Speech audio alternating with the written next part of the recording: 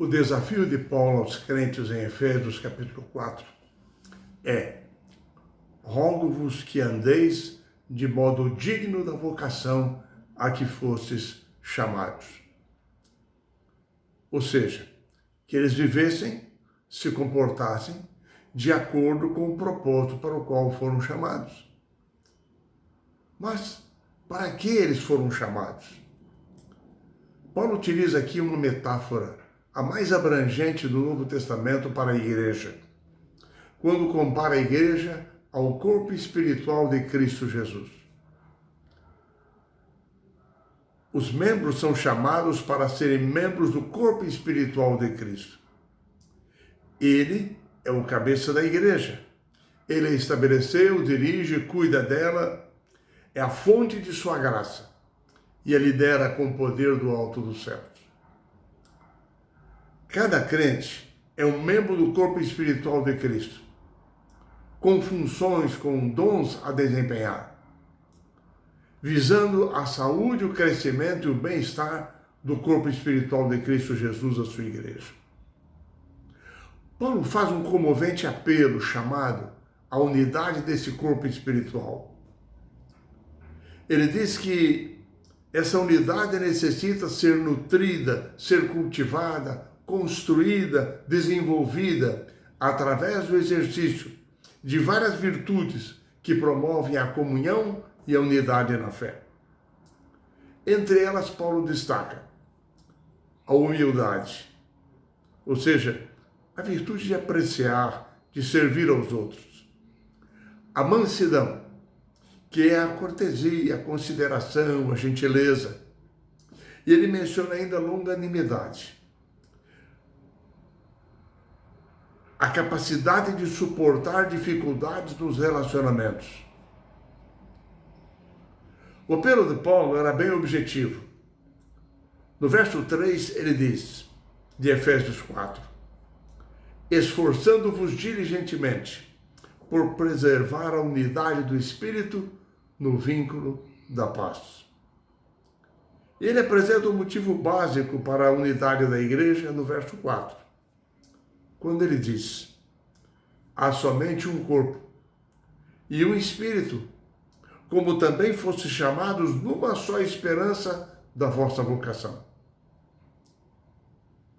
Paulo está nos mostrando aqui que nós nos mantemos unidos como membros da igreja, não porque nós pensamos do mesmo modo, temos os mesmos gostos, a mesma cultura, a mesma formação. Não. A igreja não é apenas uma união, uma associação de pessoas com interesses comuns, uma sociedade religiosa. Ela é muito mais do que isso. A existência da igreja, na verdade, ela é um milagre. A sua unidade só é possível porque o mesmo Espírito Santo atua na mente e na vida de todo aquele que aceita ser salvo em Cristo Jesus. A unidade é uma marca indispensável da igreja. É a ferramenta usada por Deus, pelo Senhor, para cumprir a sua missão através da igreja. O apóstolo Paulo menciona, no capítulo 4 da carta aos Efésios, 7 elementos que estão envolvidos na unidade da igreja.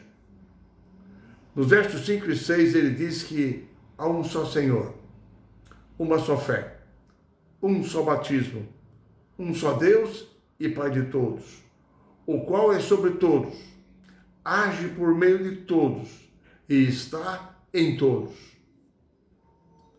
É a ação do Espírito Santo que torna isso possível. Permite a realização da obra de Deus através da sua igreja. É um Deus transcendente que está presente e atuante na vida da igreja.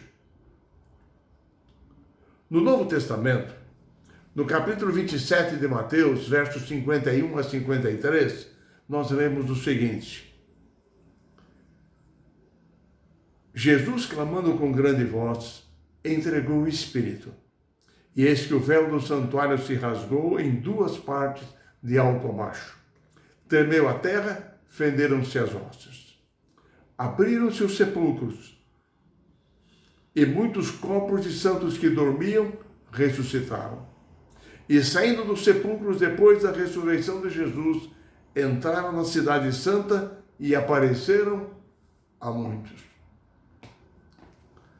O apóstolo São Paulo diz na carta aos Efésios, capítulo 4, que quando Jesus ascendeu aos céus, 40 dias após a sua ressurreição, ele levou consigo esse grupo especial de pessoas que ressuscitaram quando da sua morte. Pessoas como primícias da ressurreição, um símbolo da sua vitória sobre a morte, e foram apresentados nos céus como a primícia dos que dormem, o resultado da vitória de Cristo sobre o pecado e sobre a morte.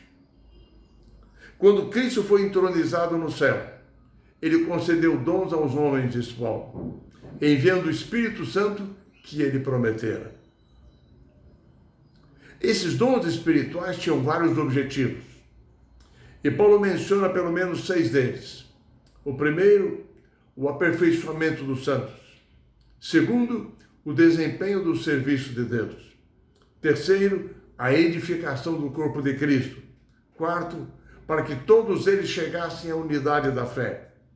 Quinto, o pleno conhecimento do Filho de Deus. E em sexto lugar, ele diz, para que todos alcancem a medida da estatura da plenitude de Cristo Jesus. Paulo cita vários dons espirituais em suas cartas. Mas em Efésios capítulo 4, verso 11, ele menciona um grupo de 4 dons: profetas, evangelistas, pastores e mestres, que eram utilizados para o desempenho da liderança na igreja cristã primitiva, para guiá-la no serviço de Deus. Desde o seu início, a Igreja Adventista do Sétimo Dia reconhece a existência desses dons para o desenvolvimento e para o cuidado da igreja. Inclusive o dom de profecia, que foi concedido a Ellen G. White para trazer mensagens de orientação à igreja. Paulo escreveu sobre algumas preocupações que estavam em sua mente para com a vida da igreja. No capítulo 4 de Efésios, ele menciona que ele temia que pela inexperiência ou imaturidade espiritual dos crentes, houvesse divisões entre eles, provocadas por elementos enganadores que tentariam dividir a comunidade cristã. E é interessante que a lição destaca que Paulo acreditava que a divisão é uma marca importante do erro. O que nutre e faz o corpo crescer e o ajuda a se manter unido é bom, ao passo que aquilo que o esgota e divide é mal. É o Espírito Santo de Deus que mantém a igreja unida. Mas Paulo tinha uma segunda preocupação. Ele diz que eles poderiam ser enganados por pessoas ardilosas, que estabeleceriam estratégias, truques, como que num jogo de dados, jogando-os uns contra os outros, afastando-os da verdade. Mas a terceira preocupação de Paulo é que eles poderiam ser influenciados por ventos de doutrinas, trazendo supostas novas doutrinas, enredando-os com heresias, afastando-os da pureza do Evangelho. E Paulo tinha a convicção de que somente se eles se firmassem em Cristo, na verdade pura da palavra de Deus, pelo estudo diário e constante, através da oração, da comunhão com o Senhor, por guia do Espírito Santo, é que eles poderiam estar livres das heresias e dos problemas divisórios que surgiriam entre eles.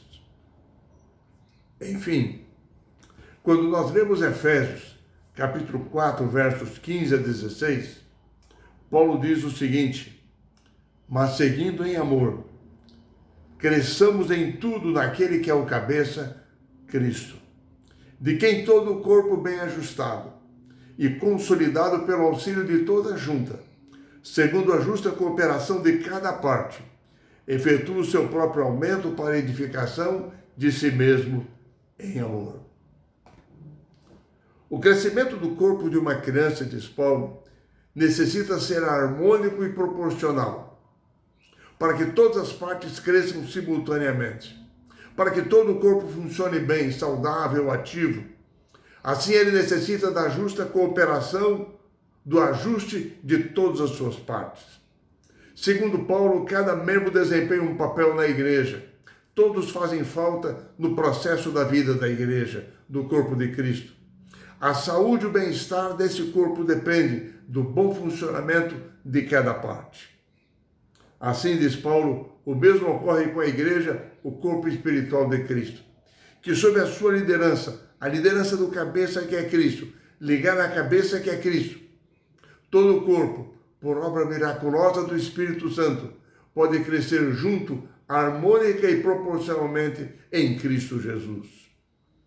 O desejo do apóstolo Paulo é que você e eu, cada um de nós, seja um elemento de graça, que exerça um papel unificador na igreja de Deus, para que nós sejamos dignos da vocação a que nós fomos chamados.